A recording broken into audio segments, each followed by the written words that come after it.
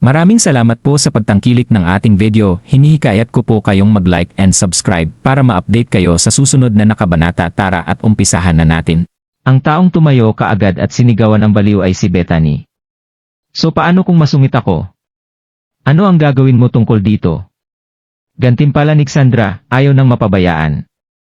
Tila nakalimutan ng dalawa kung nasaan sila habang nagpatuloy sa pagtatalo sa bawat isa. Nilinaw ito dahil ang lahat ay natahimik na sa loob ng ilang oras. Kapatid, sigaw ng isang malutong at malinaw na boses na pinatahimik ang dalawang nagtatalo na kababaihan. Kung sa bagay, alam nila kung kanino ang boses. Pareho silang lumingon at tumingin kay Jessica na nagmamadaling naglalakad palapit sa kanila. Kapatid na babae, sagot ni Gerald habang sinubukan niyang punasan ang mga mantsa ng tsaa sa kanyang katawan. Kapatid na babae. Agad namang natigilan ang lahat doon. Tinawag niya si Jessica na kapatid niya. Siya ba talaga? Sino ang gumawa nito? Sino ang naglakas loob na mapahiya ang batang master ng pamilyang Crawford? Ang taong iyon ay dapat mayroong pagnanasa sa kamatayan, saway ni Jessica sa isang mabugnaw na tono na nagpadala ng panginginig ng mga tinik ng iba pang mga miyembro ng pamilya Crawford. Mismong sina Cassandra at Bethany ay nakabukas ang kanilang mga panga. Parehas silang hindi makapaniwala sa tainga. Ano? Siya ang batang Panginoon ng pamilyang Crawford. Ako. Batang babae. Humihingi ako ng paumanhin. Hindi ko alam, sabi ni Sandra habang nagsisimulang masiglang umiling. Kaya ikaw talaga. Umalis ka sa aking paningin, malamig na ungol ni Jessica. Maalis na ako kaagad. Alam kong magkano ang problema na napasok niya, mas alam ni Sandra kaysa magtagal pa. Paglingon niya para umalis, dagdag pa ni Jessica, hawakan mo ito. Paikutin mo ang lahat patungo sa pintuan mula sa kinatatayuan mo. Huwag mo akong ulitin. Ganap na naintindihan ni Sandra ang utos at talinghaga ni Jessica. Aalisin niya ang pamilya Crawford para sa kabutihan, at hindi na siya papayag ulit. Bagaman siya ay nasa labis na pagsisisi, siya ay sobrang panik na agad siyang sumunod, lumiligid sa sahig sa harap ng lahat bago tuluyang umalis. Ngayon, Gerald. Tumungo na tayo roon, nakangiting sabi ni Jessica sabay nakita niyang wala na si Cassandra. Si Bethany at marami pang iba ay natakpan pa ang kanilang mga bibig. Wala man lang sa kanila ang naglakas loob na umimik. Dahil si Gerald ay tila isang matapat na lalaki sa unang tingin, hindi na inisip ng 2 beses ni Bethany ang tungkol sa pambubuli sa kanya. Upang isipin na siya ay nag-utos ng tulad ng isang nakakatakot na makapangyarihang tao na kunin ang mga bola ng tennis para sa kanya. Siya si Gerald Crawford. Ang batang Panginoon ng pamilyang Crawford. Habang patungo sa mataas na platform si Gerald, maraming tao ang nagtatalakay nito habang sabay na pumapalakpak ng malakas habang siya ay naglalakad. Si Crawford ay sa wakas ay bumalik sa pamilya. Nang makita siya, kapwa tumayo sina Dylan at asawa na may mga ngiti sa labi. Wala silang pinasasaya sa kanila kaysa makipagkita sa kanilang anak. Tay! Nanay! Sigaw ni Gerald na ang mga mata ay puno na ng tubig habang tumatakbo papalapit sa kanila. Kung sa bagay, halos 1 buong taon na siyang hindi nakakilala sa kanila. Sa wakas bumalik ka na, anak. Muling nagkasama ang aming pamilya. Sabi ni Dylan sabay tapik ng mariin sa balikat ni Gerald. Speaking of which, Gerald, habang tinuturuan ka namin at pinalalaki sa kahirapan noon, nabigo kaming ipakilala ka sa isang pantay kasing kahalagahang tao, sabi ni Yulia Yaleman, ina ni Gerald, habang nakatingin siya sa babaeng katabi niya na namumula na ang muka. Ang namumulang babaeng pinag-uusapan saka tumayo bago marahang sinabi, nakilala na namin ang isa't isa kanina, ina. Ang babaeng pinag-uusapan ay si Lyra. Ma, sagot ni Gerald, natigilan nang marinig ang tinawag ni Lyra sa ina. Ito si Lyra, Gerald. Bagaman hindi namin siya nabanggit sa iyo dati, siya ang tumutulong sa iyo na hawakan ang iyong mga isyu sa pananalapi sa mga nakaraang taon. Pinalaki namin siya mula bata pa siya, sabi ni Yulia na tila hindi narinig ang sinabi ni Lyra kanina. Bagaman hindi diretsong sinasabi ito ng kanyang ina, ang napapailalim na mensahe na ipinahiwatig niya ay malinaw kay Gerald. Kung sa bagay, hindi lamang narinig ni Gerald ang iba na tumutukoy kay Lyra bilang dalaga, halata rin ito batay sa kasalukuyang ekspresyon ng mukha ng kanyang mga magulang. Ma, kanina pa tayo nagkakilala, medyo malakas na sabi ni Lyra sa pagkakataong ito habang nakatingin kay Gerald na may mahinang ngiti. Oh, meron ka? Sa gayon lahat ng mas mahusay pagkatapos. Haha. Sige, hindi na papalo sa paligid ng bush. Si Lyra ang fiance mo, Gerald. Sabi ni Dylan na mukhang tuwang-tuwa. Bilang tugon, gayunpaman, umubo si Yulia bago marahang hinawakan ang manggas ni Dylan. Kung sabagay, alam nila na may kasintahan ang kanilang anak. Hindi lamang iyon, nawawala siya ngayon. Simple lang itong naramdaman ng maaga upang pag-usapan ang tungkol sa mga pakikipag-ugnayan. Si Gerald mismo ay namangha sa mga salita. Hindi niya inaasahan na ang banayad at matikas na si Lyra ang magiging kasintahan niya. Hindi nakakagulat na ang iba ay tinutukoy siya bilang binibini. Ang pagliko ng mga pangyayaring ito ay medyo katulad sa isang serye sa telebisyon na pinapanood niya noong nakaraan. Tulad ng batang babae sa palabas, si Lyra ay pinagtibay ng pamilya upang magawang maging manugang ng kanyang magulang. Ang buong sitwasyon ay simpleng kakaiba sa kanya. Tila ang kanyang pamilya ay nagsikap sa pagsusumikap lamang upang maiangat at turuan din si Lyra. Umupo ka na, Gerald. Sinabi ni Lyra sa sandaling iyon, namumula pa rin habang naglalabas siya ng mas maraming mga tissue upang matulungan si Gerald na punasan ang mga mansa ng tsaa sa kanyang katawan. Hindi mo kailangang magulo ang iyong sarili, Lyra, gagawin ko ito mismo. Sabi ni Gerald habang kinuha ang mga tissue mula sa kanyang kamay. Siya ay matapat pa rin na weirded sa pamagitan ng buong tour ng mga kaganapan. Kung sabagay, wala siyang nararamdaman para sa kanya. Ano pa, siya ay hindi bababa sa 4 na taon na mas matanda sa kanya.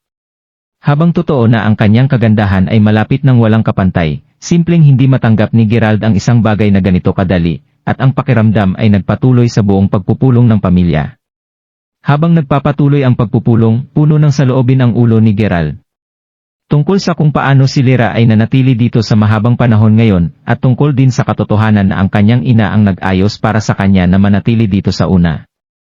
Ilang araw lamang ang nakakalipas, sinabi sa kanya ng kanyang kapatid kung ano ang nangyari kay Mila sa Hong Kong. Sinabi pa niya sa kanya na magiging mahirap para sa kanila na magkasama sa huli. Hindi maintindihan kung ano ang ibig sabihin nito, sinubukan niyang makipag-ugnay sa kanyang mga magulang noon upang hindi ito magawa. Ngayon, gayunpaman, naiintindihan niya ang lahat. Nang maganap, nahanap na siya ng kanyang magulang ng isang asawa taon na ang nakakalipas. Habang papunta si Gerald sa kanyang silid, nagulat siya nang makita si Lyra na sumusunod sa likuran niya. Ang kanyang pagkabigla ay hindi tumigil doon, gayunpaman. Pagkapasok, sinundan niya rin siya at nagsimula na siyang ihiga ang kama. Tatulog ako sa ibang silid ngayong gabi, Lyra. Dahil marahil ay sanay ka na sa pagtulog sa silid na ito, maaari mong ipagpatuloy ang pagtulog dito. Sigurado akong pagod ka na pagkatapos ng pagpupulong ng pamilya ngayon, siguraduhing makapagpahinga ka ng mabuti. Sigurado si Gerald na kung magpapatuloy siya sa pagharap kay Lyra, magiging mas awkward lang ang mga bagay. Mabuti na, Gerald. Naiintindihan ko kung gaano kahirap para sa iyo na tanggapin lamang ang aming kasal ng walang asul. Alam kong ano ang iyong kinakaharap din ngayon. Tutulungan kita hanapin siya. Sabi ni Lyra. Hindi inaasahan ni Gerald na sasabihin niya ang ganyan sa lahat. Gayunpaman, tumango lang siya bago sumagot ng salamat, Lyra. Sa nasabing iyon, nanatili siya sa silid ng kaunting sandali bago tuluyang umalis. Ang pagkawala ni Mila kamakailan ay naging sanhi upang mapuno ng matinding pagsisisi si Gerald. Walang paraan sa impyerno na siya ay magiging samuod upang harapin ang ibang babae. Pasimple siyang hindi makapagpahinga ng madali hanggang sa makita si Mila. At kumusta naman si Lyra mismo? Habang totoo na ang Crawfords ay tinaas siya, dapat siya ay may karapatang pumili kung sino talaga ang gusto niyang pakasalan. Bakit niya kailangang pakasalan ang isang lalaking mas bata sa kanya? Wala man lang silang nararamdamang isa't isa. Nang gabing iyon, nakakita si Gerald ng isang random na silid ng panauhing matutulugan. Nang magising siya ng maaga kinaumagahan, nakita niya ang 3 magkakaibang kulay na suit na nakasabit sa ulo ng kama, at isang pares ng sapatos na katad sa gilid. Ito ang unang araw pagkatapos ng muling pagsasama ng kanilang pamilya at alam ni Gerald na hindi na niya kailangang panatiliin ang isang mababang profile. Habang siya ay nasasabik na sa wakas ay makapagbihis ng damit na angkop para sa mayamang tagapagmana, siya ay pagod na pagod at nasa masamang pakiramdam kahapon. Dahil dito, nakalimutan niyang sabihin sa mga lingkod na maghanda para sa kanya bago siya matulog. Hindi inaasahan, ang isang tao ay nagawa na ng hindi natanggap ang kanyang mga order. Papunta sa banyo sa kanyang pajama, nakita ni Gerald na ang lahat ng karaniwang mga item para sa personal na kalinisan ay handa na rin para sa kanya. Kung iisipin, ito ang kanyang tahanan at pamilya kung tutuusin. Ang mga tagapaglingkod ay kailangang maging maingat na mabuti. Gayunpaman, ang pag-iisip ng mga tagapaglingkod na papasok at aalis sa kanyang silid habang natutulog siya, upang ihanda ang mga bagay para sa kanya ay nakaramdam pa rin kay Gerald ng bahagyang hindi mapalagay. Pagkatapos ng lahat, ano ang mangyayari kung ang alinman sa mga dalaga ay pumasok habang siya ay natutulog na hubad? Ang pag-iisip nito na nag-iisa ay nagpadala ng panginginig na tumatakbo sa kanyang gulugod. Sa sandaling iyon, narinig ni Gerald ang tatlong magkakaibang katok sa kanyang pintuan. "Sino ito?" tanong ni Gerald. "Katulong ako, Batang Panginoon. Dumaan ako kay Helena. Maaari ko bang malaman kung ano ang nais mong isuot ngayon? Ihahanda ko ito para sa iyo sa paghahanda mo." Narinig iyon, tinungo ni Gerald ang pintuan at binuksan ito. Tulad ng sinabi ni Helena, siya ay isang maid na nakatayo ng maingat sa labas mismo ng kanyang pintuan. "Maghanda ka. Ang mga nakasabit sa ulo ng aking kama ay mukhang maayos na sa akin. Hindi ba ikaw ang naglagay doon?" Takang pagdududa na tanong ni Gerald. Bilang tugon, umiling si Helena bago sinabi, "Ipinagbabawal kaming pumasok sa iyong silid ng walang pahintulot mo, Batang Panginoon. Hulaan ko na ang binibini ang naghanda sa kanila para sa iyo. Siya lang ang pinapayagan na pumasok sa anumang silid na iyong kinalagyan. Ano pa, nang dumaan ako sa pasilyo sa bandang 5 ngayon, napansin kong ang ilaw ng iyong silid ay nakabukas. Nakita ko. Kaya si Lyra." Pag-unawa sa kung ano ang nangyari ngayon, pinayagan niya si Helena na ipagpatuloy ang kanyang trabaho. Kapag nawala na siya, nagpalabas si Gerald ng isang buntong hininga habang iniisip niya kung dapat ba siyang maghanap ng oras upang maipaliwanag ng malinaw kay Lyra ang lahat. Pagkatapos ng lahat, kapwa sila ay simpleng hindi nilalayon. Dahil mas matanda kaysa sa kanya, naninindigan si Gerald na dapat malaya si Lyra na ituloy ang sariling kaligayahan. Hindi niya kailangan magpakasal sa kanya para lang mabayaran ang kabutihang ipinagkaloob sa kanya ng pamilyang Crawford. Sa kanyang ganap na desisyon, nagbago si Gerald sa isa sa mga suit. Gayunpaman, natagpuan niya na medyo mahirap na hindi pa niya alam kung paano magsuot ng kurbatang maayos. Kahit na matapos ang ilang pagsubok, lumitaw pa rin itong tagilid. "Hayaan mo akong tulungan ka riyan, Gerald," sabi ni Lyra habang nakangiti sa kanya. Tila, siya ay naging labis na nakatuon sa pagkuha ng kanyang kurbatang tama na hindi niya napansin na siya ay nakatayo sa pintuan ng ilang oras. Nakatingin sa salamin at nakikita kung paanong nakatali ang kurbatang, pasimpleng binigay ito ni Gerald at pinayagan siyang pautangin. Natanggap ang kanyang pag-apruba, nagpatuloy si Lyra na nakangiti habang siya ay lumapit sa kanya. Sa kanyang tulong, hindi ito nagtagal bago makinis ang kanyang kwelyo at ang kanyang kurbata ay mukhang mas maayos kumpara sa mas maaga. "Nagtatapon ng piging si Itay para sa iyo at kay Kweta mamaya. Dahil ito ang magiging unang pagsasama-sama nating pagkain, magtungo tayo doon ng maaga." Ang pangunahing tirahan ng pamilya Crawford ay isang malaking villa sa loob ng isang magandang lugar. Ang lahat ng naninirahan doon nagmamay-ari ng isang katulad na malaking villa. "Ayos lang ako sa ganun. Habang narito kami, dalin mo ako sa aking ama. Sinabi sa akin na mayroon siyang ipapaalam sa akin." Sagot ni Gerald. Sa pamagitan nito, pinangunahan ni Lyra si Gerald sa kanyang ama. Nang makarating sila doon, agad na dinala ng kanyang ina si Lyra upang pumunta sa gilid upang makipag-chat sa kanya. Ito ay malinaw kung gaano siya sumamba kay Lyra. Si Gerald mismo ang pumasok sa study room kasama ang kanyang ama. Nang nasa loob na sila, tumingin si Dylan sa kanyang anak bago dumiretso sa puntong ito. "Tungkol kay Mila. Mangyaring huwag malungkot, Gerald. Ang buong pangyayaring ito, hindi ito kasing simple ng inaakala mong. Anong ibig mong sabihin?" Huminga ng malalim, ipinaliwanag ni Dylan, "Nakita ko ang simbolo na natanggap ni Mila bago siya nawala, Gerald. Ito ang parehong simbolo na natanggap ng iyong tiyuhin sa taong iyon bago din siya nawala.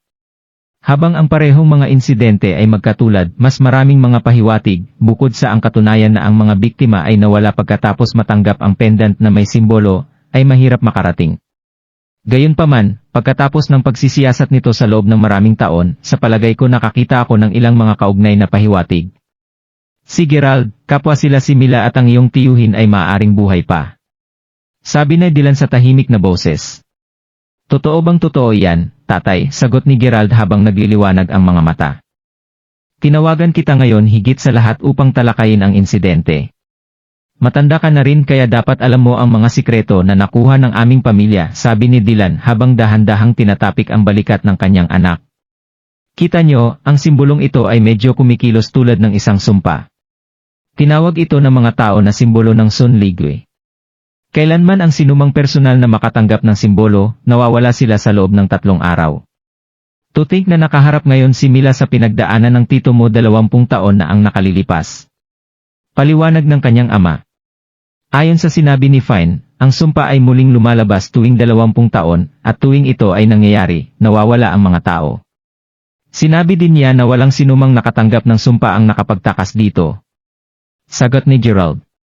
Umiling sinabi ni Dylan pagkatapos, si Fine ay kalahati lang ang tama doon. Habang totoo na ang nakararaming tumatanggap ng simbolo ay nawawala, nasumpungan ko ang isang taong namamahala ng makabalik ng ligtas. Narinig iyon, lumiwanag ang mga mata ni Gerald. Matapos ang pakikipanayam sa kanya, sinabi ng tao na siya ay naisab ng isang tao. Bukod sa nakakuha rin ako ng ilang mahalagang pahiwatig upang matulungan ang pag-crack ng kode. Batay sa lahat ng kasalukuyang nalalaman ko tungkol sa sumpa, malamang na ang iyong tiyuhin at si Mila ay nakuha. Nakunan? Kanino-sino sa mundo ang maaring makapangyarihan? Tanong ni Gerald, isang tinging pag-asa sa boses niya. Natatakot akong hindi ko alam kung sino rin ang utak. Sa napakaliit na pahiwatig na sasamahan sa una, nakakalungkot sa akin na sabihin na marahil ay hindi namin magagawang mag-imbestiga patungkol dito sa lakas ng pamilyang Crawford lamang. Nading sinabi ni Gerald pagkatapos, naiintindihan ko, tatay. Paano ang tungkol sa paghahanap para sa taong muling nabuhay upang makita kung nakakakuha tayo ng anumang mga bagong lead? Habang siya ay nabubuhay sa 15 taon pagkatapos na ligtas na makabalik, namatay siya mga 6 na taon na ang nakalilipas. Kung talagang gusto natin ng mga may kakayahang tumulong ngayon, kailangan nating hanapin ang pamilya na nagligtas sa kanya noon, sagot ni Dylan habang umiling siya habang nakangiti ng mapait. Hanggat handa silang magbigay ng kamay, ang aming lakas sa kaso ay madali nang dumoble. Anak, hayaan mong tanungin kita. Alin sa mga pamilya sa palagay mo ang pinakamalakas ngayon? Tanong ni Dylan habang nakatingin kay Gerald. Sa gayon, habang ang mga Federon ay dating masagana at malakas, sinabi sa akin ni Fane na ang aming pamilya ay kasalukuyang may pinakamataas na kapangyarihan. Habang totoo iyan sa mga tuntunin ng kapangyarihang pang-ekonomiya, pagdating sa malupit na lakas, ang ilang pamilya ay mas malakas kaysa sa amin. Kunin halimbawa ang pamilyang Moldel mula sa Yanken. Ang mga Moldel mula sa Yanken. Kahit na narinig ni Gerald ang tungkol sa Longs at Quarringtons mula sa Yanken, hindi pa niya naririnig ang tungkol sa mga Moldel. Habang siya ay namangha nang malaman na may isa pang makapangyarihang pamilya na nakatira doon, mabilis niyang napagtanto kung gaano kaunti ang tunay niyang nalalaman. Ang pag-uusap na ito ay tiyak na tumutulong sa kanya na mapalawak ang kanyang mga pananaw. Sa totoo lang. Sa katunayan, ang taong nabanggit ko ay naisab ng mga Moldel. Kita nyo, ang kanilang linya ng dugo ay nabiyayaan ng lakas, medyo literal. Ang mga mula sa pamilya Moldel ay natural na mas malakas sa pisikal kaysa sa average na tao. Hindi nakakagulat na karamihan sa kanila ay aktibo sa militar. Mayroon ding isang napakamisteryosong pangkat na mga tao sa Weston na tumawag sa kanilang sarili bilang Dragon Squad.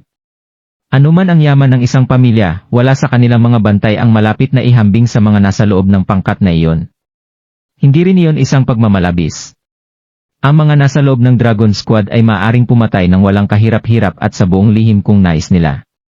Kahit na ang aming labis na masikip na sistema ng seguridad ay hindi maaaring mangarap na itigil ang mga ito kung nais nilang target kami.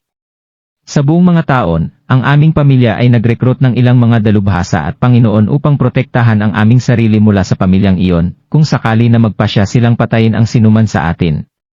Gayunpaman, ang agwat sa pagitan namin ay lumalaki ng mas malaki sa pamagitan ng taon. Narinig ang lahat ng iyon, naiwan si Gerald na natulala. Kung hindi sinabi ng kanyang ama ng personal sa kanya ang lahat ng iyon, hindi maniniwala si Gerald na mayroon pa ring mga ganoong tao. Gayunpaman sa madaling panahon, natanto ni Gerald na hindi ito gaanong sorpresa. Pagkatapos ng lahat, nakilala niya ang mga tao tulad ng Drake and Tyson Duo at Finlay din. Ang paraan ng pagpapatakbo ng mga taong ito ay simpleng hindi maintindihan ng average person. Kaya kung paano ang tungkol kay Drake at Tyson. May hahalintulad ba sila sa mga nasa pamilyang Moldel? Tanong ni Gerald. Yung dalawa. Humph. Hindi ito magiging kahabaan upang sabihin na ang 12 taong gulang mula sa pamilyang iyon ay maaaring solong matalo sila sa isang sapal. Narinig iyon, naramdaman ni Gerald na napasinghap siya. Naisip niya kung paano ang magiging buhay ni Finley laban sa pamilyang iyon. Gayunpaman, mabilis niyang inalog ang iniisip. Pagkatapos ng lahat, ang kanyang fokus ay hindi dapat sa paggawa ng mga paghahambing ngayon. Sa halip, alam niya na kailangan niyang maghanap ng paraan upang makuha ang tulong ng pamilya Moldel. Pagkatapos ng lahat, ang kanilang pamilya ay magiging isang hindi kapanipaniwalang malakas na kaalyado na magkaroon.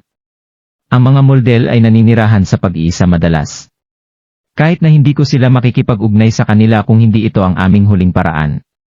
Gayunpaman, ang iyong tiyuhin ay nagtaglay ng isang napakahalagang lihim na naugnay sa bloodline ng pamilya Crawford. Kung ang sikreto ay nakalabas mula sa oras na nawala siya, nasisira na ang aming pamilya sa oras na dumating ang iyong henerasyon. Ngayon na alam ko na may pagkakataon na siya ay buhay pa, wala akong ibang pagpipilian kundi ang humingi ng tulong sa pamilyang Moldel sa takot na maaring lumabas ang sikreto. Malinaw na hindi lamang hinahanap ni Dylan ang kanyang tiyuhin sapagkat siya ay pamilya. Ang iba pang dahilan ay upang maprotektahan ang mga lihim ng bloodline ng pamilya Crawford. Ang sikreto ng ating linya ng dugo, tanong ni Gerald. Oo, narinig ko ang tungkol dito mula sa iyong lolo minsan pa, ngunit huwag muna nating pag-usapan iyon. Ang prioridad ngayon ay upang makakuha ng tulong mula sa mga Moldel. Gusto mo bang pumunta ako doon, tatay? Tanong ni Gerald. Kung ang pagpunta doon at pakikipag-usap sa kanila ang kailangan lamang gawin, ihiling ko na para sa kanilang tulong matagal na. Sinabi ko sa iyo, ang mga Moldel ay nakatira sa pag-iisa. Hindi sila kailanman nakagambala sa mga bagay na nangyayari sa labas ng kanilang pamilya. Gayunpaman, mayroong isang tao na maaaring makatulong sa amin na makapasok. Sino ito? Ang lola mo ay mula sa panig ng iyong ina. Lola, sagot ni Gerald, natigilan. Kahit na mula sa isang murang edad, alam ni Gerald na ang kanyang mga magulang ay sensitibo kapag tinatalakay ang mga paksa tungkol sa kanyang mga lolo't lola mula sa panig ng kanyang ama o ina. Naalala niya ang oras na tinanong niya ang kanyang mga magulang tungkol sa kanyang mga lolo't lola sa edad na 7. Gusto lang malaman ni Gerald kung bakit wala siya habang mayroon ang iba. Bilang isang resulta, ang kanyang ina, na palaging banayad sa kanya, ay sinampal siya ng husto bago sabihin sa kanya na huwag nang magtanong tungkol sa kanila. Iyon ay isang partikular na traumatiko na kaganapan para sa kanya, pati na rin sa kanyang kapatid na babae. Pagkatapos nito, pareho silang hindi na nagtanong tungkol sa kanilang lolo't lola. Tama yan. Siya ang pinuno ng pamilyang Yaleman mula sa Yanken. Sa nakaraan, ang iyong lola ay paminsan-minsan ay nakikipag-ugnay sa mga Moldel. Kung handa siyang magbigay ng kamay sa oras na ito, malamang na makumbinsi niya ang pamilya Moldel na tulungan kami. Habang hindi maginhawa para sa akin at ng iyong ina na makilala siya, naiiba ka. Naniniwala ako na ang aming mga pagdaramdam ay hindi makikita sa iyo, kaya nakasalalay sa iyo kung makakaya mo siyang hikayatin o hindi. Paliwanag ni Dylan habang nakakunot ang noo niya. Matapos sabihin yon, tinawag niya si Yulia papasok. Nang mapagtanto na si Gerald at ang kanyang asawa ay pinag-uusapan ang tungkol sa kanyang ina, ang ekspresyon ni Yulia ay agad na naging medyo malungkot. Si Gerald mismo ay huminga ng malalim bago tanungin ang kanyang ina tungkol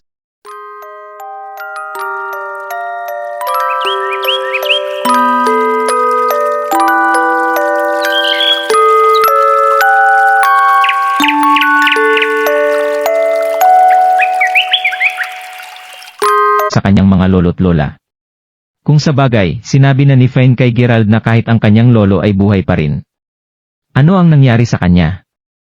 Ano nga ba ang eksaktong naganap sa taong iyon? Hindi tulad ng unang beses na tinanong niya maraming taon na ang nakalilipas, hindi siya sinampal ng kanyang ina. Sa halip, siya ay naging maluha-luha habang nagsisimulang pag-usapan ang mga insidente na nangyari sa taong iyon. Ito ay lahat ng ito ay dahil sa Diyos na mga patakaran at regulasyon ng pamilyang Yaleman, daing ng kanyang ina. Pagkatapos ay pinaliwanag niya na noon, si Dylan ay nasa huling yugto pa rin ng kanyang pagsasanay sa kahirapan. Katulad ni Gerald noong nakaraan, ang kanyang ama ay mayaman na noon, kahit na hindi niya basta-basta mailantad ang kanyang pagkatao. Nasa paligid yun noon nang makilala niya ang binibini ng pamilyang Yaleman. Sa madaling salita, ang kanyang ina. Sa panahong iyon, naramdaman ni Yulia na medyo mahiwaga si Dylan. Pagkatapos ng lahat, habang ang batang lalaki na bihis na mukhang mahina pa noon, ay hindi nakikipaglaban tuwing siya ay binubuli o pinagalitan, palagi niyang may kakayahang gumawa ng mga bagay ng higit sa inaasahan ng lahat. Habang sa umpisa, inalagaan siya ni Yulia karamihan dahil sa awa, kalaunan, pareho silang nahulog sa isa't isa, hindi katulad ng kung paano nagsimula ang relasyon ni Gerald at Mila. Gayunpaman, ang pamilyang Yaleman ay pinuno ng 4 na malalaking pamilya sa Yanken noong panahong iyon. Kahit na naipasa na ng kanyang asawa, ang lola ni Gerald na si Lady Yaleman, ay nakapagpatibay sa pamilya Yaleman kaysa dati. Ito ay dahil siya ang uri ng tao na partikular na mahigpit pagdating sa pamamahala ng pamilya. Sa kabila nito, maging siya ay nagkaroon ng pagkukulang na kung saan ang pinakakinamumuhian ni Yulia tungkol sa kanyang ina. Si Lady Yaleman ay isang tao na lubos na pinahalagahan ang mga opinyon ng mga kalalakihan, ngunit itinuturing na ang mga babae, sa pangkalahatan, ay hindi gaanong mahalaga. Sa loob ng pamilyang Yaleman, ang mga babae ay hindi bibigyan ng mahalagang posisyon, gaano man kahirap sila magtrabaho. Ang mga kalalakihan lamang sa pamilyang iyon ang mabibigyan ng pinakapakinabang na mga pag-aari na hawakan. Sa isang paraan, siya ay napakatradisyonal na pag-iisip, at hindi bihira para sa isang taong may gayong pananaw na pahalagahan ang mga kalalakihan kaysa sa mga kababaihan. Noon, sumang-ayon ang mga Yalemans sa kanilang kasosyo sa negosyo, nang walang pahintulot ni Yulia, na ikakasal si Yulia sa kanilang anak kapalit ng pagsisimula ng isang pakikipagsosyo sa negosyo. Ang desisyon ay ginawa ng simple sapagkat ang anak ng kanilang kasosyo sa negosyo ang pinakamayamang tagapagmana noong panahong iyon. Dahil si Dylan ay nanatili pa ring mababang profile noon, walang nakakaalam na ang pinakamayamang tao ay mula talaga sa pamilya Crawford. Bilang pagganti, tumakas si Yulia mula sa kasal at sumakay sa ama ni Gerald. Gayunpaman, ang pangyayaring iyon lamang ay hindi ang dahilan kung bakit pareho ang mga Yalemans at ang Crawfords na nagtapos sa sama ng loob sa bawat isa. Sa halip, ito ay sapagkat ang pagtakas ni Yulia ay pinasimuno ng kanyang pangalimang kapatid na nagpagamot sa kanya ng maayos mula sa kanyang pagkabata. Bilang kanyang pangwakas na kilos sa kapatiran, sinisi niya ang buong pangyayari. Hindi lamang siya ay matinding pinarusahan ni Lady Yaleman, siya ay tinanggihan din. Sa paglaon, nagsimulang magdala ng galit ang mga Yalemans laban sa kanilang kasosyo sa negosyo. Ilang araw matapos ang insidente, sa wakas natapos ang pagsasanay sa kahirapan ni Dylan. Kaagad pagkatapos nito, nais niyang makipagtagpo sa mga Yaleman upang humingi ng hustisya para sa ikalimang kapatid. Gayunpaman, huli na ang huli ni Dylan. Sa loob ng ilang araw, ang panglimang kapatid ay brutal na inatake. Sa oras na malaman ng mga magulang ni Gerald, naiwan na siya sa kama sa isang halaman na hindi halaman. Ang nagdulot ng labis na sakit sa kanya ay kasosyo sa negosyo ng Yaleman. Sa kanila, siya ang pinahiya ang kanilang pamilya. Sa sandaling malaman niya, sinisisi kaagad ni Lady Yaleman si Yulia sa lahat ng nangyari. Inihayag pa niya sa publiko sa media na tatanggihan niya siya. Naramdaman mismo ni Yulia na ang kanyang ina ay masyadong malupit. Pagkatapos ng lahat, siya ang sumipa sa panglimang kapatid sa pamilya ng walang pag-iisip. Ang lahat ng iyon ay humantong sa pagkagalit na Yulia at kanyang ina gaganapin laban sa bawat isa para sa lahat ng mga taon. Ito ang dahilan kung bakit hindi binisita ng mga magulang ni Gerald ang mga Yalemans. Gayunpaman, responsable ang kanyang mga magulang sa pagkawala ng kasosyo sa negosyo ng Yaleman. Ito ang kanilang paghihiganti matapos ang ginawa sa ikalimang kapatid. Ito ang dahilan kung bakit mayroon lamang 3 malalaking pamilya sa Yanken ngayon sa halip na 4. Ano ang nangyari pagkatapos nito? Tinanong ni Gerald, na pagtanto ngayon na ang kanyang mga magulang ay dumaan ng higit pa kaysa sa kanyang nasa edad. Aba, pagkatapos nito, lihim kong inalagaan ng mag-ama ang tito mo. Gayunpaman, mga 10 taon na ang nakalilipas nang ibalik ng iyong lola ang iyong tiyuhin sa pamilyang Yaleman. Sagot ni Yulia sa pagitan ng paghikbi. Kaya kita mo anak, ikaw lang ang nakakausap ngayon pagkatapos ng lahat ng nangyari. Ang lola mo lang ang makakapaniwala sa mga moldel, at kung magtagumpay ka, makikita ang iyong pagkilos bilang isang malaking kontribusyon sa pamilyang Crawford. Sabi ni Dylan. Naiintindihan ko. Sa pagsasalita nito, dahil papunta ka na sa Yanken, maaari mo ring makipagkita sa pinsan mong si Bea, na anak ng iyong ikalimang tiyuhin.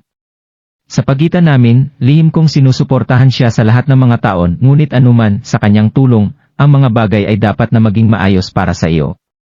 Habang ang iyong lola ay medyo matigas ang ulo na babae, naniniwala ako na hindi kanya masyadong pakikitunguhan. Kailangan kong babalaan ka, gayunpaman. Gaano man katindi ang pagtrato sa akin ng lola mo sa nakaraan, ipinagbabawal kang maging kawalang galang sa kanya. Narinig iyon, napagtanto ni Gerald kung gaano siya dapat miss ng ina. Gaano man karami ang pagkamuhi nila sa isa't isa, sa huli, pamilya pa rin sila. Malakas at malinaw. Sa sandaling iyon, pumasok si Lyra sa silid bago sinabi, narito sina Kweta at Tia. Pagkasabi nito, tiningnan ni Lyra si Gerald bago bumaba. Binabantayan ko ang paglaki ni Lyra, Gerald. Napakagandang babae niya, kaya mas mahusay mo siyang tratuhin. Mas marami pa kaming pag-uusapan tungkol dito kapag may mas angkop na oras sa hinaharap, sabi ng kanyang ina. Alam ko, nanay. Ngunit mas gugustuhin ko munang pagtuunan ng pansin ang misyon, sagot ni Gerald. Alam niya kung ano ang nakukuha nito, kaya't inabala lang niya ito bago siya magpatuloy. Sa totoo lang, ang mga ganitong bagay ay maaaring maghintay para sa ibang pagkakataon. Ang misyon ay tiyak na mas mahalaga para sa ngayon. Gayon din, Gerald, siguraduhin na kumilos tulad ng pagmamay-ari mo ng lugar sa sandaling makarating ka sa Yanken, Weston.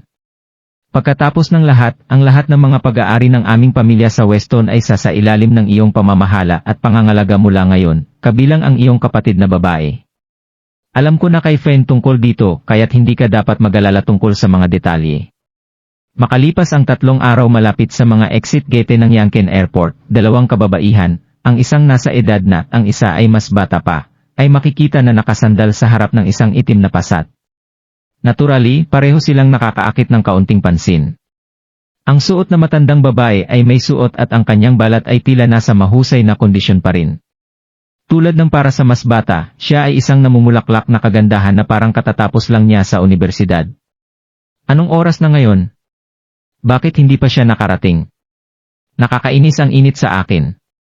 Ako ay sapat na abala, bakit kailangan pa nating maghintay para sa ilang kalunos-lunos na kamag-anak dito, walang pakiramdaman ang babaeng nasa edad na habang nakatingin sa relo ng pulso. Magkaroon ng kaunting pasensya, nanay. Ito ang unang pagkakataon na darating ang pinsan ko. Bukod, hindi ba normal para maantala ang mga flight? Sagot ng kanyang anak na babae. Ang batang-batang babae ay natuwa mula nang makatanggap siya ng isang tawag mula sa kanyang tiyahin kanina na nagsasaad na darating ang kanyang pinsan.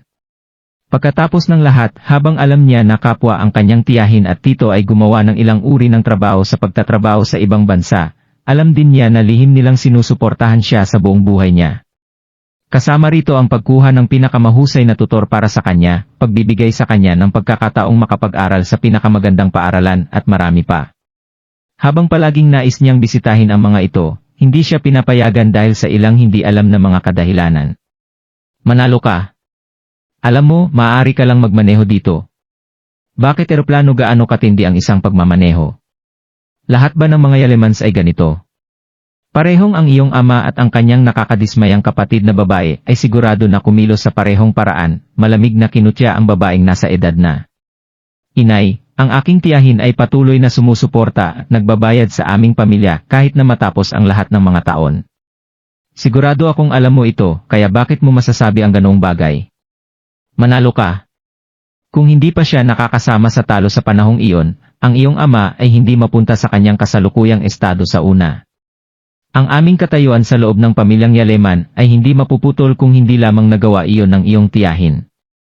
Kailangan mong mapagtanto na ikaw ay isang binibini ng pamilyang Yaleman.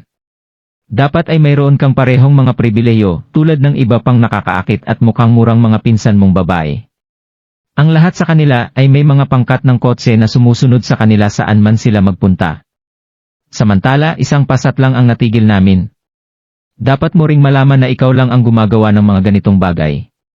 Ang iyong lola ay nagbigay ng isang malinaw na babala na kung ang sinumang makipag-ugnay sa babaeng iyon, ang parusa na naghihintay sa kanila ay hindi madali tulad ng pag-kick out sa pamilya Yaleman.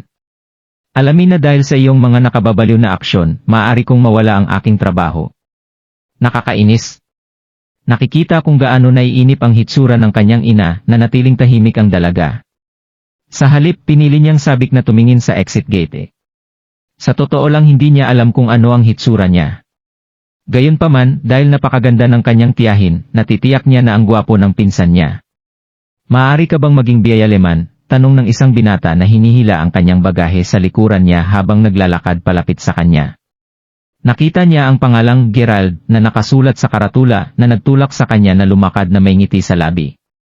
Natagpuan ni Bea ang sarili na hindi namamalayang kumagat sa ibabang labi habang tumango ito ng bahagya. Kung sa bagay, ang gwapong lalaking nakatayo sa harapan niya ay nakasisilaw. At maaari ka bang maging Gerald? Sagot ni Bea na may isang matamis na ngiti. Sa katunayan ay siya nga pala Gerald, hanggang kailan mo balak manatili dito? Mayroon ka bang kahit saan upang manatili sa ngayon? Hindi na kailangang maging mabuti sa amin. Sa ngayon, simpleng ipinapalagay kong panatilihin kang kumpanya ng Bea ngayon at ibabalik kita sa paliparan bukas. Iyon ba ang plano? Masigasig na tinanong ni Catherine Goff habang sinilip niya si Gerald na tahimik na nakaupo sa likurang upuan habang hinahatid niya ang pasat. Ang pagkakita sa kanya na kinaladkad ang kanyang kaso sa bagahe ay naudyok sa kanya na magtanong. Malinaw sa araw na gusto niyang umalis siya sa lalong madaling panahon. Oh? Hindi ako aalis niyan kaagad, tita. Sa katunayan, marahil ay mananatili ako sa Yanken ng ilang sandali. Ako ay nasa iyong pangangalaga hanggang sa pagkatapos, sagot ni Gerald na may isang medyo mapait na ngiti. Narinig iyon, agad na naging pangit ang ekspresyon ni Catherine kahit nananatili siyang tahimik. Ito ang simpleng katotohanan nito. Kung ang isa ay mayaman at sila ay nanirahan sa isang hindi kilalang lugar sa mga bundok, magkakaroon pa rin sila ng malalayong kamag-anak. Gayunpaman, kung ang isa ay mahirap, kahit na nakatira sila sa isang mataong lungsod, wala silang mga kaanak na mapag-usapan. Hindi nakapagtataka kung bakit takot na takot si Catherine kay Gerald na lumapit sa kanila. Si Bea naman ay napaka-friendly kay Gerald. Haha! Panigurado, pinsan. Manatili lamang hanggat nais mo. Sa pagsasalita nito, magiging kaarawan ni Lola sa loob ng ilang araw. Kung magdiriwang ka kasama niya, sigurado akong magiging masaya siya. Narinig iyon, simpleng ibabalik ni Gerald ang isang bahagyang mapangiti ng ngiti. Kung sa bagay, bago magsimula ang kanyang biyahe sa Yanken, sinabi sa kanya ng kanyang ina na kahit palaging nakatanggap ng tulong si Bea mula sa kanya, hindi pa inilantad ni Julia ang totoong pagkakakilanlan niya kay Bea para sa mga personal na kadahilanan. Ang kawalan ng impormasyon ni Bea kung sino talaga ang kanyang ina, ang dahilan kung kaya niya pa rin gawin ang gayong panukala kay Gerald. Gayunpaman, sa kanyang isipan, naramdaman ni Gerald na medyo mas mabuti ito sa ganitong paraan. Manalo ka. Maganda sana kung hindi siya mapunta sa galit nito sa kanilang pagkikita. Malamig na dagdag ni Catherine.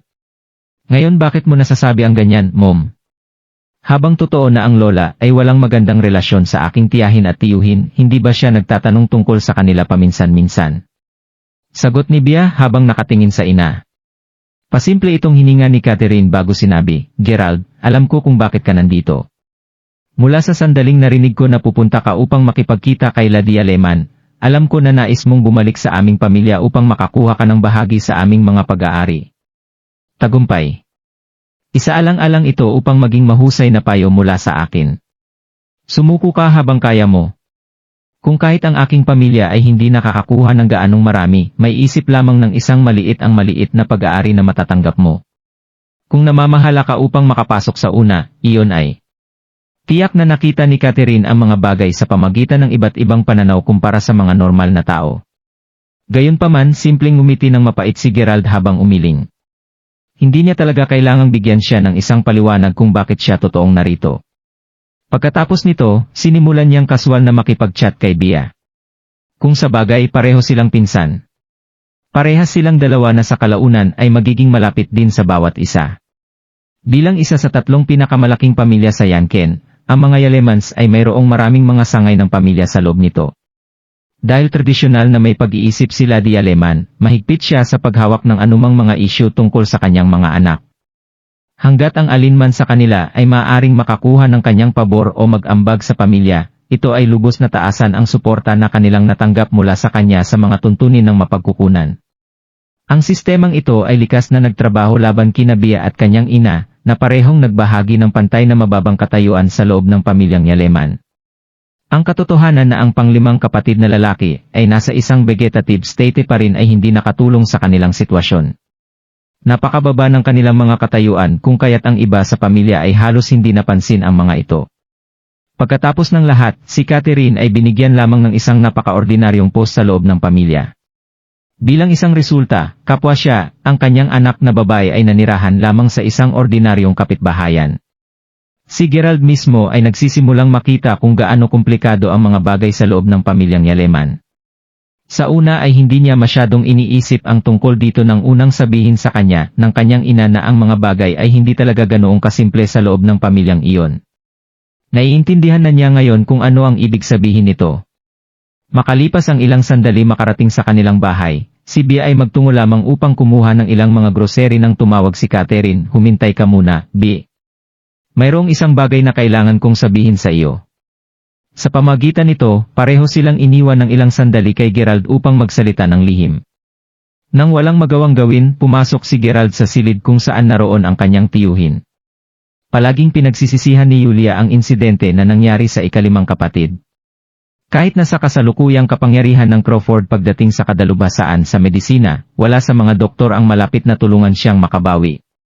Malaman mismo ni Gerald na wala siyang magagawa tungkol dito, kahit na gusto niya. Sa sandaling iyon, nagsimula siyang magtaka kung malalaman ni Finlay kung paano haharapin ang sitwasyon. Nasaan na ang matandang ito ngayon?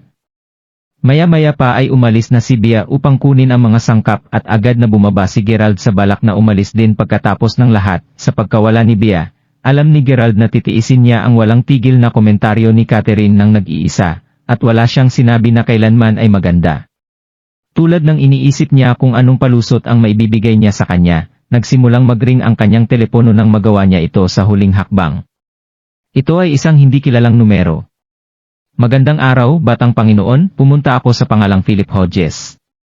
Nagtatrabaho ako para sa pamilyang Crawford at ako ang namamahala sa paghawak ng mga bagay sa Yanken. Mayroon bang paraan upang matulungan kita?" Ang mga Crawfords ay nagmamay-ari ng maraming mga pag-aari sa mga lugar tulad ng Sunidale, ang Salford Province, Yanken, at marami pang iba. Sa Weston mismo, ang mga pag-aari ng pamilya ay pinaghiwalay sa maraming mga lugar, at si Gerald ay may ganap na kontrol sa kanilang lahat.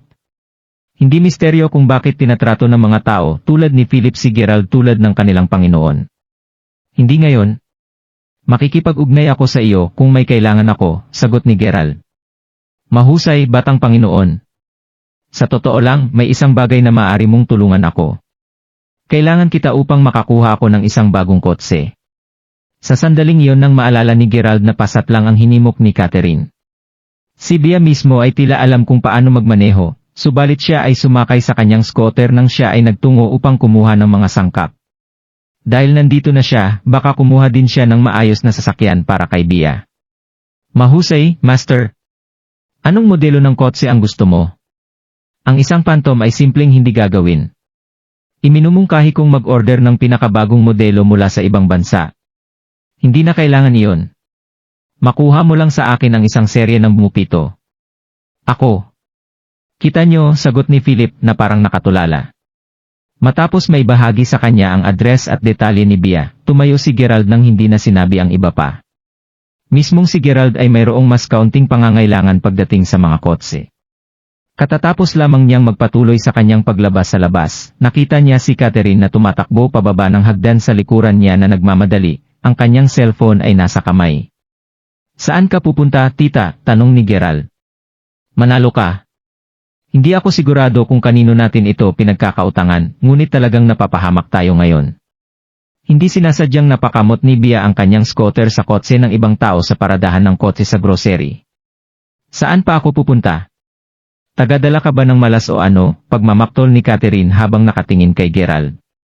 Narinig iyon, si Gerald mismo ay tumakbo papunta sa pasukan din ng kapitbahayan.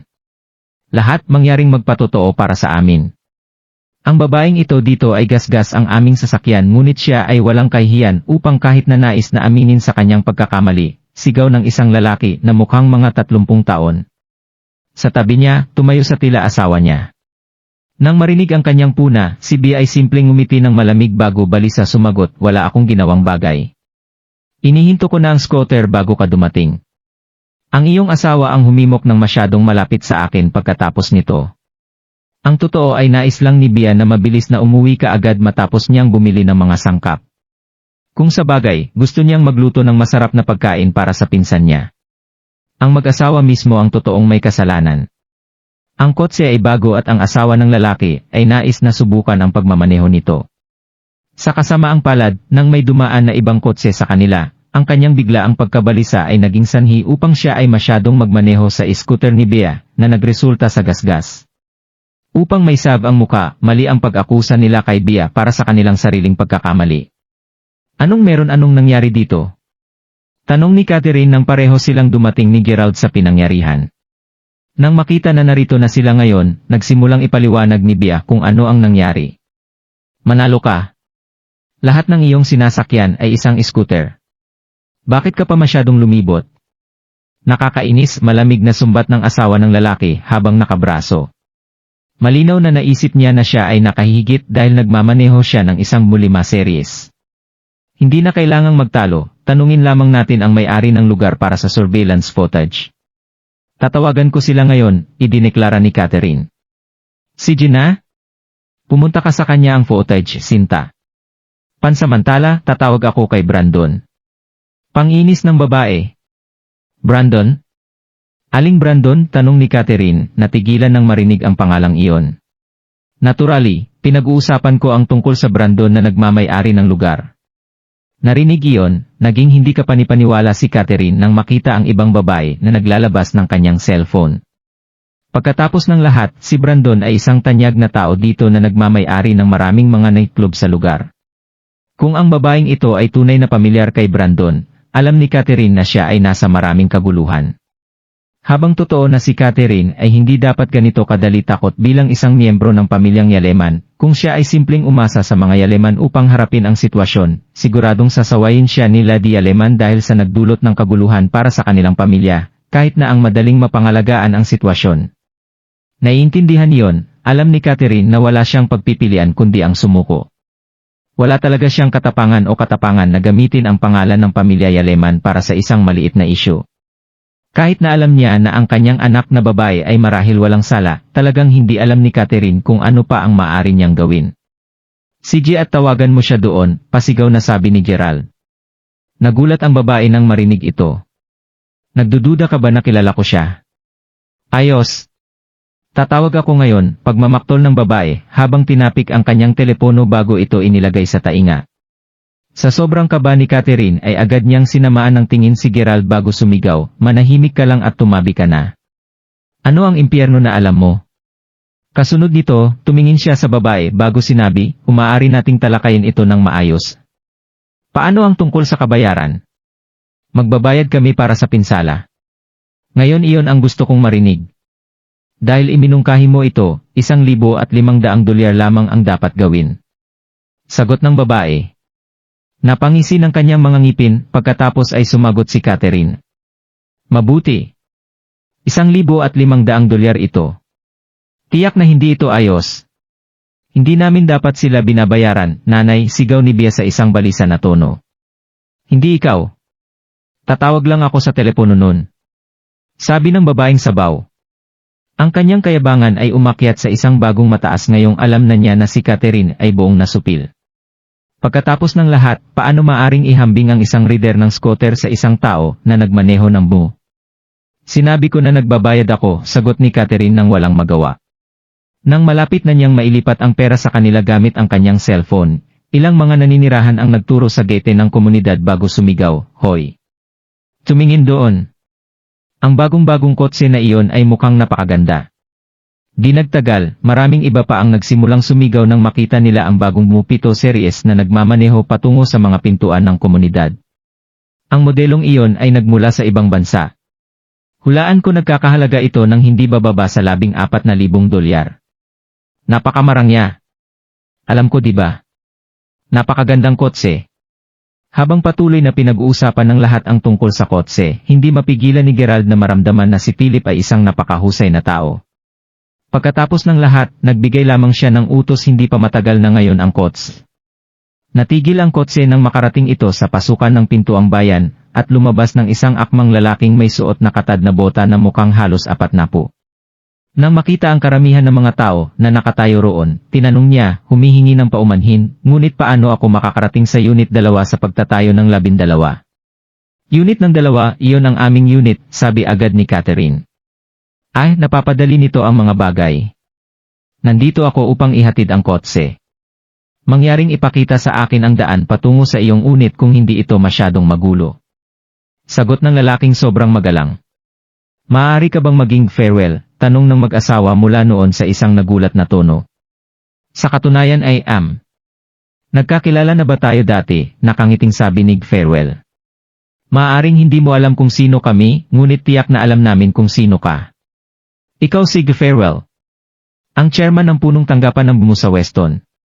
Gamit ang aming mga koneksyon kay Brandon, binili namin ang aming BMO 5 series mula sa isa sa iyong mga tagapamahala ng store. Sagot ng babae, habang nakangiti sa hindi kapanipaniwala na taong nakatayo sa harapan niya. Si Farewell ay madaling maituring na isa sa pinakamakapangyarihang figura sa lahat ng Yanken. Habang ito ay bahagyang maayos upang ipagpalagay na malalaman niya kung sino si Brandon, binanggit pa rin siya ng babae, kung sakali. Kaya nga.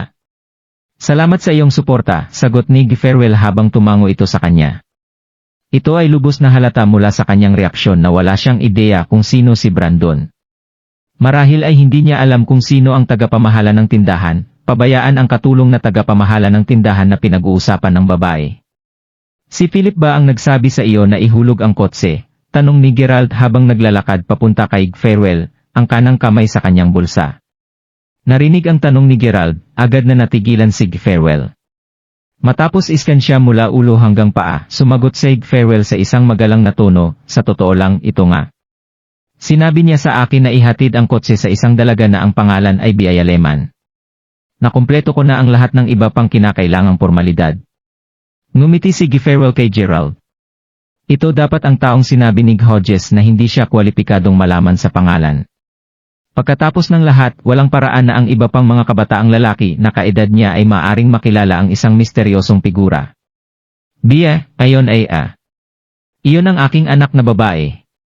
Nakatira rin kami sa address na iyon. Nagtatakang sabi ni Catherine. Ay, pagkatapos ay maaari bang maging bahagi ng iyong pamilya si Denzel Yaleman? Tanong ni Farewell. Siya ang aking ama, sagot ni Bia. Nakita ko.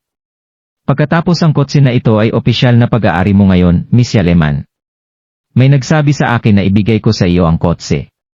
Narito ang lahat ng nakumpleto, kinakailangang mga dokumento at sertipiko. Maaari mo bang dumaan sa kanila upang suriin kung ang impormasyon ay tama? Sinabi ni Farewell habang inaabot niya kay Bia ang isang susi ng kotse kasama ang isang hanay ng mga dokumento. Sa pamagitan ng pagbabasa sa kanila, napagtanto niya na walang pagkakamali. Ang kotse talaga sa kanya ngayon. Ano ang nangyayari? Sino ang makakabili sa amin ng napakagarang kotse? Utal na sabi ni Catherine sa kanyang kaba. Si Farewell mismo ay hindi tumugon sa kanyang katanungan. Sa halip, lumapit siya kay Gerald bago ibigay ang kanyang business card at sinabing, narito ang aking business card, Ginoo. Mangyaring huwag mag-atubiling tawagan ako kung kailangan mo ng tulong. Sobra niyang masasabi na hindi ordinaryong tao si Gerald. Dahil doon, natural sa kanya na nais na makapasok sa magagandang libro ni Gerald. Matapos maabot ang kanyang card, humingi siya ng paumanhin bago umalis. O Diyos, ang sasakyan ba na iyon ay tunay na atin ngayon? Ito ay kahanga-hanga, sabi ni Catherine, hindi may tago ang kanyang kaba. Ang mag-asawa mismo ay namumutla na habang nagpapalitan ng tingin. Habang nilalayo nilang mangakit sa kapwa Bia at ina niya, naisipin na talagang kilala nila ang isang napakalakas na figura. Napagtanto na hindi nila matuloy ang kanilang plano, agad silang sumakay sa kanilang sasakyan, naghahanda na para umalis. Ngayon humawak ka ng 1 minuto. Huwag sabihin sa akin pareho kayong nagpaplano na umalis ng ganoon. Panginis ni Gerald habang nakatingin sa mag-asawa. Ano pang gusto mo? Hindi mo na kami kailangang bayaran pa. Putol ng babae. Oh, hindi namin kailangang magbayad. Iyon ba ang pinaglalaruan mo pa? Kahit na maayos ka sa mga gasgas sa iyong kotse, ang scooter ni Bia ay nagdusa pa rin ng kaunting pinsala. Panahon na upang pag-usapan ang tungkol sa bayad na babayaran mo sa kanya. Sabi ni Gerald habang umakyat ng isang hakbang. Hindi mo kailangang magbayad ng malaki talaga. Lamang ng isang $15,000. 15,000, sigaw ng mga tao sa paligid nila na gulat na gulat. Mismo ang asawa at asawa ngayon ay nakatingin sa kanya na nakabukas ang mga mata. Siyempre, kung pipiliin mong hindi kami bayaran, maaari kong tawagan si Farewell na bumalik dito anumang oras na gusto ko. Hindi pa dapat siya masyadong malayo. Maaari mo ring tawagan ang Brandon mo na iyon kung nais mo. Hindi. Pag-usapan natin ulit ng mabuti ang bagay, sagot ng lalaki, kinilabutan. May dahilan siya upang matakot na takot. Pagkatapos ng lahat, si Farewell ay isang napakalakas na figura. Ano pa, ginagamot niya ng galang si Gerald at ang dalawang iba pang mga kababaihan kanina. Ang lalaki at ang kanyang asawa ay tiyak na hindi matatanggal sa kawit ng madali kung tinawag muli si Farewell. Kahit na tinawag talaga nila si Brandon, tuturuan lamang sila ng isang beses na aralin. May bababa mo ba ng kaunti ang figura? Kami ay... Naku, titingnan mo ba yan? Ang aking daliri ay gumagalaw ng mag-isa, sabi ni Gerald habang nagsisimulang ideal ang numero sa card. Magbabayad tayo. Magbabayad kami, sabi ko. Mula sa pagiging extorters hanggang sa pagiging extort, anong pagpipilian ang mayroon ang lalaki maliban sa magbayad para sa walang katotohanan na kabayaran? Matapos ang awkward na paglipat ng pera sa bank account ni Catherine, humingi sila ng paumanhin kay Bea bago sumugod sa sandaling payagan silang umalis ni Gerald. Bea, ituloy mo at iparada ang scooter sa baba. Bababa ko rin ang kotse. Sabi ni Catherine habang hawak-hawak niya ang mga susi ng kotse ng masaya. Bago pumasok sa sasakyan, inagaw niya mula sa kamay ni Gerald ang business card ni Farewell. Ha? Si Farewell ay isang koneksyon mula sa aming pamilya. Subukang huwag samantalahin ang sitwasyon upang magpakita. Alam mo bang personal si Farewell, pinsan? Tanong ni B habang nakatingin kay Gerald na nanatiling tahimik sa buong paglalakbay nila pauwi. Natagpuan niya na kakaiba na si Farewell ay personal na dumating dito upang mabigyan lamang siya ng kotse nang walang anumang mabuting dahilan. Ang katotohanang hindi gaanong maraming tao ang may alam tungkol sa kanyang totoong pagkakakilanlan din ang naghihinala sa sitwasyon. Upang maitaguyod ito, tinanong lamang ni Gerald ang kanyang numero ng ID card kaninang umaga. Dahil napansin niya kung gaano kagalang ang pagtrato ni Farewell sa pinsan niya kanina, naramdaman ni Bea na tiyak na may isang bagay kay Gerald. Hindi talaga, sagot ni Gerald habang umiling. Hindi rin ito kasinungalingan dahil tunay na ito ang unang pagkakataon na pareho silang nagkakilala. Kung gayon, bakit siya darating lahat dito upang maabutan lang ako ng kotse? Sigurado ka bang hindi ito dahil sa alinman sa mga koneksyon na alam mo? Naturally, hindi nagmumura si B kay Gerald. Gayunpaman, alam niya na ang sitwasyon ng kanyang pamilya ay hindi mas mahusay kumpara sa kanyang sitwasyon. O yun ang naisip niya kahit papaano. I wonder. Sagot ni Gerald na may mahinang ngiti sa labi. Napasmak ang labi, napangiti rin si Bea. Kahit papaano, mas napansin niya siya, mas misteryoso ang naramdaman niya. Bandang tanghali na nang lumabas si Bea sa kanyang silid bago nagtanong, sabihin mo pinsan, gaganapin ang pagtitipon ngayong gabi. Sasama ka ba? Sa oras na iyon, iniisip pa rin ni Gerald kung paano niya bibisitahin ang kanyang lola. Narinig ang tanong ni Bea, nilingon niya ang pinsan niya, na ngayon, ay may magkaibang hanay ng mga damit bago sumagot, ito ba ang pinag-uusapan natin kanina? Kamakailan lamang, sinabi ni Bea kay Gerald ang tungkol sa isang tradisyon na karaniwang ginagawa ng mga nakababatang henerasyon ng mga Yalemans kapag malapit na ang kaarawan ng kanilang lola. Isang taunang pagtitipon ang gaganapin upang mapag-usapan nila kung anong bibilin ang mga regalo sa kaarawan para kay Lady Yaleman. Habang iyon ang karaniwang pinagkasunduan nila, sa huli, lahat sa kanila ay nais lamang ng isang palusot upang lumabas at magsaya. Bagaman wala talagang interes si Gerald na dumalo sa mga pagtitipon o pagdiriwang, alam niya na kailangan pa niyang makilala ng kaunti pa ang kanyang iba pang mga pinsan upang pahusayin ang proseso ng paglutas ng mga hinaing sa pagitan ng kanyang ina at lola. Sa pagtatapos ng kanyang saloobin, tumango siya bago sinabi, sige, pasok na ako. Makalipas ang ilang sandali, isang pangkat ng mga kaakit-akit na kalalakihan at kababaihan ang makikita na nakaupo sa loob ng pinakamarangyang bar sa Yanken. Lahat sila ay tumingin sa edad na 20. Hey, narinig mo na ang ating bansa na bukol ng isang pinsan ay bumalik sa Yanken. Kasalukuyan siyang nananatili sa lugar ni Bea. Ano? Seryoso ka? Ang aking mga magulang ay hindi binanggit kahit ano tungkol dito. Gayunpaman, nalalapit na ang kaarawan ni Lola. Sa palagay mo ay talagang bumalik siya sa pagkakataong ito upang ipagdiwang ang kanyang 80 kaarawan. Hindi pa ba niya naputol ang lahat ng ugnayan sa kanilang pamilya? Ha? Sa palagay ko ginagamit niya lamang ang kaarawan bilang isang dahilan. Marahil ay sinusubukan niya ang makakaya upang may warm ang kanyang sarili sa aming pamilya. Pagkatapos ng lahat, kapag natapos na ang pagdiriwang ng kanyang kaarawan, magsisimula na siyang maglaan ng lahat ng mga assets at mapagkukunan ng pamilya. Ang kanyang pagbabalik ay masyadong napapanahon upang maging isang pagkakataon, sagot ng isa sa mga batang lalaki na mapanghamak. Anuman ang kanyang tiempo, kung iyon talaga ang hinahabol niya, ang kanyang mga pagkakataon ay labis na manipis. Narinig mo sana si Lola na pinagalitan ang fifth tita kanina nang malaman niya na ang pinsan namin ay nananatili sa kanyang lugar. Grabe! Parang hindi humupa ang galit ni Lola. Sabi ng isa pang babae.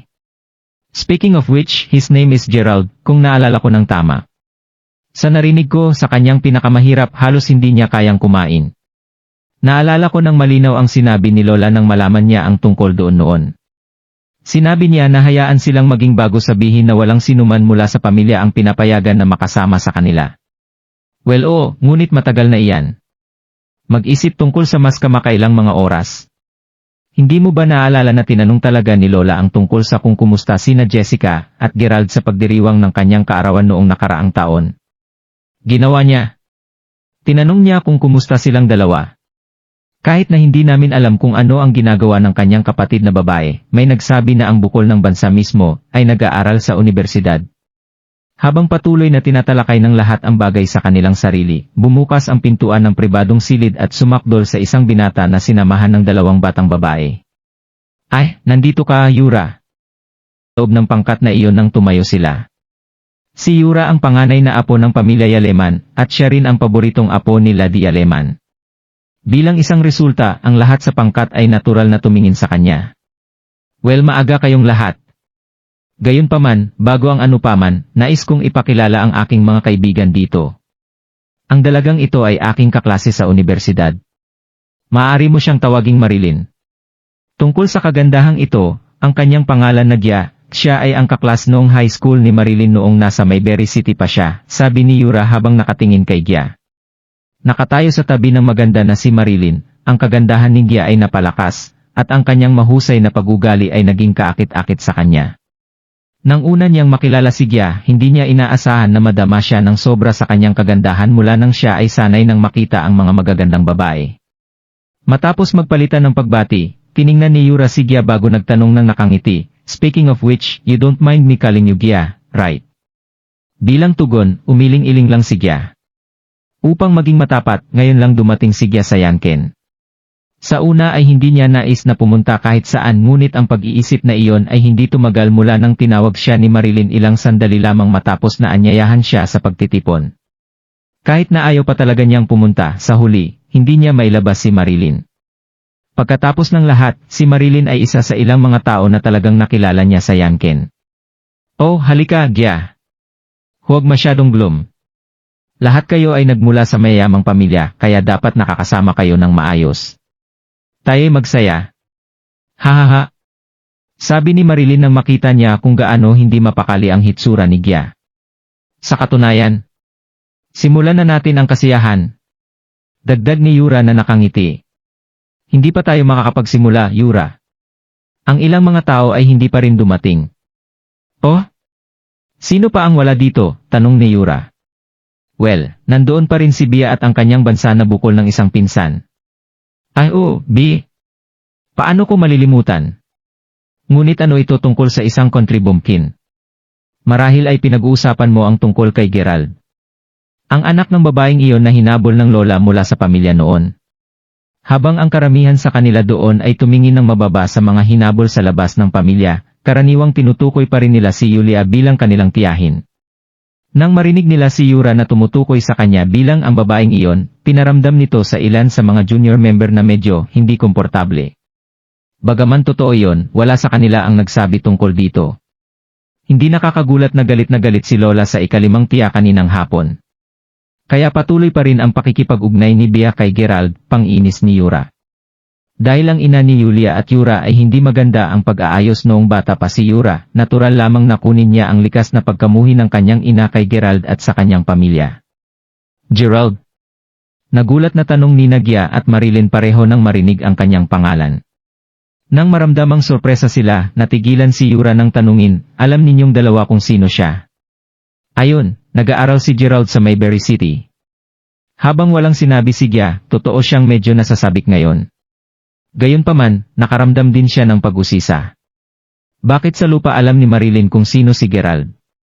Maari ba talagang ito ay ibang tao na may parehong pangalan? O maari bang maganap ang ganitong pagkakataon?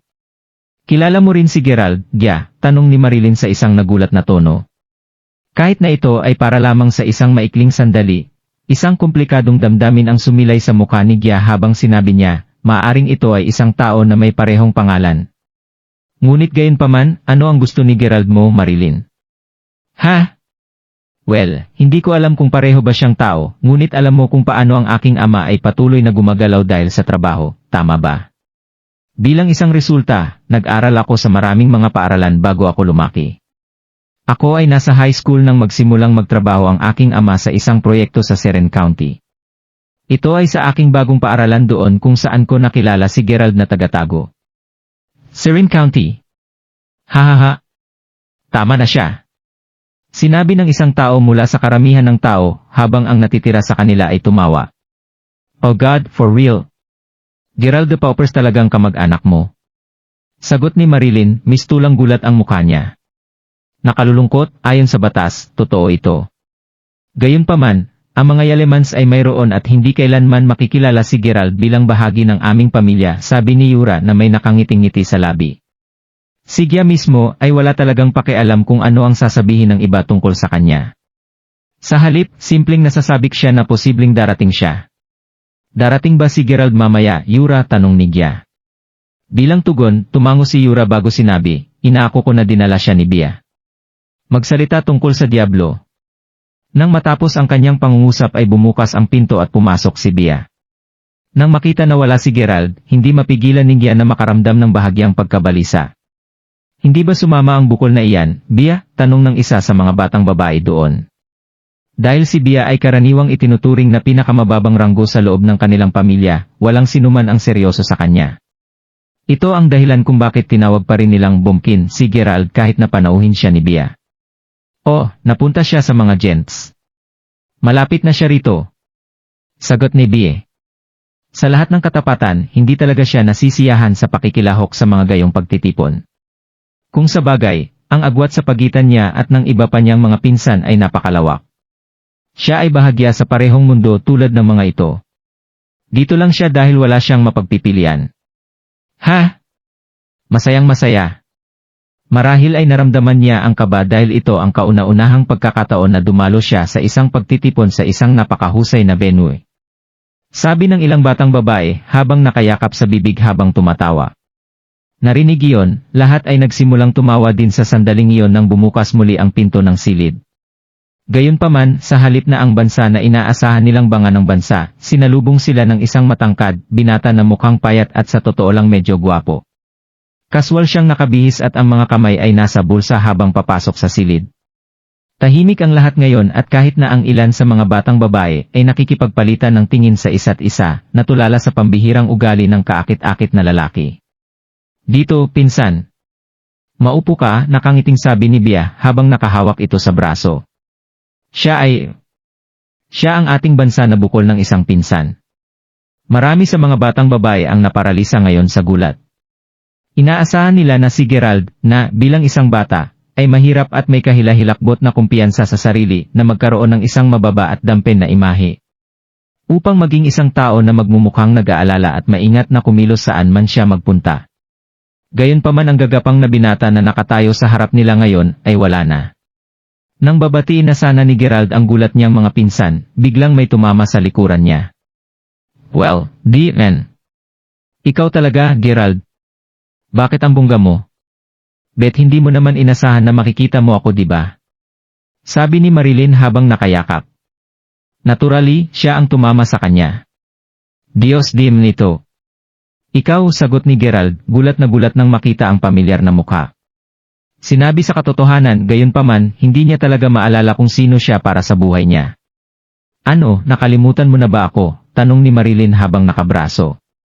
Tila nahanap niya ang buong sitwasyon na nakakatuwa. O gagawin ko kasinungalingan ng natural si Gerald habang humihinga siya. Ang mga alaala ay gayunpaman dahan-dahan na bumalik sa kanya. Alam niya na magkaparehas sila ng klase, ngunit hindi niya man lang naalala ang pangalan nito. Anuman, hindi ko talaga inaasahan na makita ka dito ng lahat ng mga lugar pagkatapos hindi masyadong nagkita. Habang naglalakad ka pa rin gamit ang iyong mga kamay sa iyong mga bulsa. Habang ang iyong pagiging bongga ay maaaring lokohin ang iba, alam kong lubos ang iyong background, kaya't iwaksi mo na ang kilos, sabi ni Marilyn. Narinig iyon, mapangiti lamang si Gerald ng mapait habang inilalabas ang mga kamay mula sa kanyang bulsa habang umiling. Pinayagan siya ng kapaitan na gunitain ang kanyang pangalan. Siya si Marilyn at sila ay dating magkaklase ng halos kalahating taon. Kung nagustuhan mo ang mga ganitong video, huwag mong kalimutan mag-like and subscribe. Panoorin mo na rin ang mga naunang kabanata para lalong maubos ang oras mo.